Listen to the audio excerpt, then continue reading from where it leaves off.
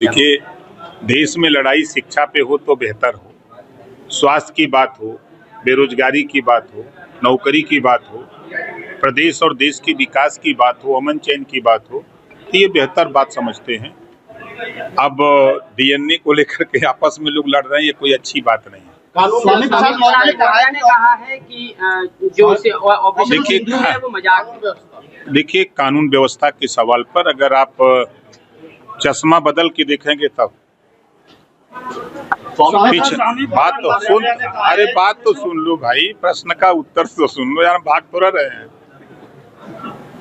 देखिए, पिछली सरकारों में दंगे होते थे, कर्फ्यू लगते थे। इधर 8 साल से सरकार यूपी में है और देश में 10 साल के ऊपर हो गया। दंगे और कर्फ्यू पर विराम लगा है बड़े पैमाने पर, और थाने पर अगर कोई बात आती है, कोई पीड़ित परिवार जाता है तो उसका एफआईआर हो रहा है। अगर किन्हीं कारणों से उसका नहीं हो रहा है तो हम लोगों तक संज्ञान में बात आ रही है, तो उसको न्याय दिलाने का काम किया जा रहा है। और जहां तक आप उठा के देखेंगे कि अगर कहीं कोई घटना हो रही है तो पुलिस विभाग 24 घंटे के अंदर अपराध करने वाले को या तो जेल के अंदर, या तो जमीन के अंदर, या तो जमीन के ऊपर, तीन ही जगह मिल रही है उसको। सर, स्वामी प्रसाद मौर्य जी का कहना है कि ऑपरेशन सिंदूर एक मजाक है क्योंकि बीजेपी और कांग्रेस का प्रतिनिधिमंडल विदेश जा रहा है। ये राजनीतिक स्टंट है। देखिए, जब तक वो 5 साल मलाई खाए बीजेपी के साथ तब तक तो सब सही था। अब वो मलाई मिल नहीं रही है तो फिर उसी के चक्कर में परेशान है और कोई बात नहीं है।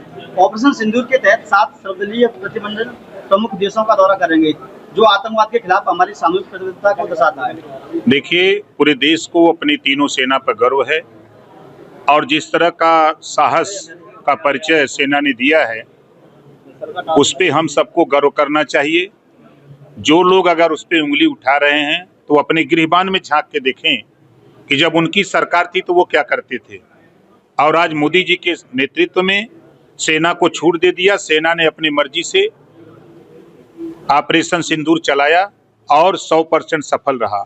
9 आतंकवादी ठिकानों पर हमले हुए, जो खुद पाकिस्तान उसका फोटो भेज रहा था, जो कल तक हमारे विपक्ष के लोग फोटो मांगते थे, आज खुद पाकिस्तान वो फोटो उनको भेज रहा है कि देख लो भैया, फोटो मत मांगना नहीं तो कहीं और न अटैक हो जाए। सेना के अधिकारियों को लेकर नेताओं की बदजुबानी हो रही है, जाति को लेकर। ये उनका बयान है, हम उसकी निंदा करते हैं। ऐसे नेताओं को ऐसा बयान नहीं देना चाहिए। सेना में, वो सेना में भर्ती हुए वो हमारे देश के रक्षक हैं, देश की रक्षा करने के लिए हैं, ना वो किसी जाति धर्म के हैं। हम सब लोग मिलकर के, सभी जाति धर्म के लोगों ने मिलकर के देश की आज़ादी की लड़ाई को लड़ा है, तब आज़ादी मिली है। करनी सेना और रामजी लाल सुमन उत्तर प्रदेश में बहुत बड़ा मुद्दा हो चुका है। कोई मुद्दा नहीं है, उससे आती है और यहाँ पे उत्पात मचा के चली जाती है। देखिए, एक चीज आपको बता दें, जिस करनी सेना और रामकिशुन को लेकर लड़ाई हो रही है, उसी करनी सेना के बीच में बैठ करके तो साफे पहने जा रहे हैं। बात तो पीडीए की होगी, लेकिन हम पीडीए को नहीं स्वीकार करेंगे।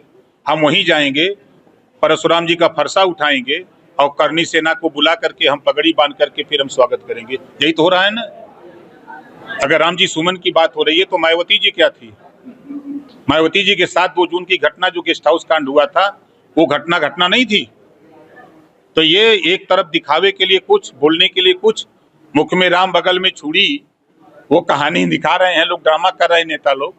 अमित शाह ने कहा है हमारी सेना ने आतंकवादियों को ऐसा जवाब दिया है कि पाकिस्तान के अंदर 100 किलोमीटर भीतर जाकर हमला किया है। आपको कैसा महसूस हुआ है? बब्बन सिंह आप ही के क्षेत्र के भारतीय जनता पार्टी के 70 वर्ष के नेता हैं, एक नर्तकी के साथ वो सीपीआर देते हुए वीडियो में आ रहे हैं, क्या कहेंगे? उनको पार्टी से निष्कासित कर दिया गया है। उनको जो सजा देना था वो दे दिया गया है। वो उनका खुद का बात है, कोई पार्टी ने उनको निर्देश नहीं दिया था कोई ऐसा कि आप ऐसा करिए। गृह मंत्री अमित शाह ने कहा है भारत की जनता के साथ कोई आतंकी घटना होगी तो जवाब दुगनी ताकत से मिलेगा। जब से पीएम मोदी सत्ता में आए हैं, उन्होंने आतंकी हमलों का ऐसा जवाब दिया है कि दुनिया चकित रह गई है और पाकिस्तान डर गया है। देखिए, जो सवाल आपने किया है, अमित शाह जी ने जो बताया है, उसी में 2 लाइन हम आपको सुना रहे हैं। जातो को कांटा बोए ताको बो भाला, वो समझ जाए कि पड़ा किसी से पाला। Thank you. सर 2027 में सोहेल पार्टी एनडीए के साथ होगी या पीडीए के साथ? अभी खोखी आवे के सवेरे बा मुंह बावल संजय के